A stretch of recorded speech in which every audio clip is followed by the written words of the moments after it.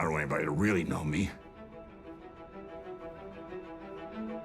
Alright, so as most of you probably know, the new Vince McMahon documentary on Netflix just came out, and I just finished watching it, and I got some thoughts. Firstly, I want to say, Vince McMahon is a victim, kinda. See, when he was a kid, he was beaten to death by his stepfather, and his mother committed incest with him. Now, I don't know about y'all, but if my big back mama tried to touch me, I would be off the deep end, and I wouldn't be able to communicate well with society either. On that note, he also didn't meet his actual father until he was 12 years old, and when they met, they didn't talk about anything that had to do with why his dad didn't love him. Now, to me, that's fucked up. However, if that's how they want to do business, that's how they do business. And honestly, I know it's hard to feel sympathy for somebody like Vince McMahon, but you can't. Even as a child, he didn't start out this way. He lived in a trailer park, and he had to go through what he went through with his parents and stepfather all these years. Once you go through all of these mental health crises, it builds on you, and you don't talk about it or discuss it with anybody. It just, what you see throughout the documentary is multiple times of Vince saying the things that I dealt with as a child, I just pushed it to the side and didn't want to move forward with it, but now it's translating into his art or his creativity inside wrestling. Like, he had this quote when he told Triple H after the curtain call, "You're going to have to learn how to eat shit and like it." And that's really ironic because the whole cases of Vince where it was rape or all ended up culminating into him having to eat shit and like it. Another part of irony is just Brett, after the Montreal screw job, uppercutted the dog shit out of Vince McMahon. To me, that's good comeuppance. However, just like through the documentary, no matter what happened to Vince, he never really got his true comeuppance. If you ever watched the show Shameless on HBO, he's just like the character Frank. See, Frank, he would sleep with his son's daughter or sell his baby for crack, and he may have to sleep on the street corner for a night or two, but nothing would ever happen to him. And I feel like it's the same thing with Vince. No matter what story, no matter who sued him, no matter what news article reported what, he never got his comeuppance. Even if you say the Janelle Grant thing is his comeuppance, I disagree because all he did was just cash out $10 billion.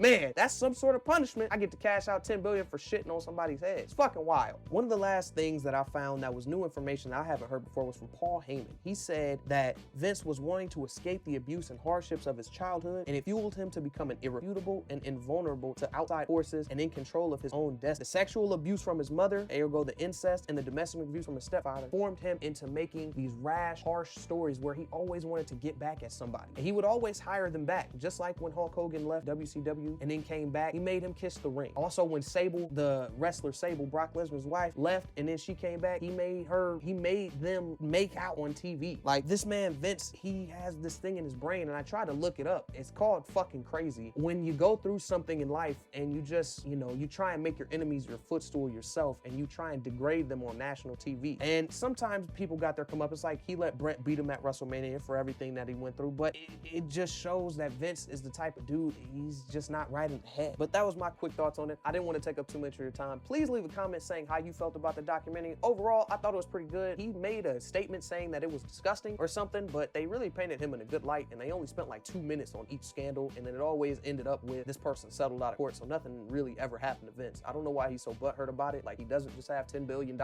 after leaving. I know you don't want to see your baby go into somebody else's hands, but that's not the worst way to go out. Anyway, I appreciate you watching. Thank you for watching. Leave a like, please. Have a good day.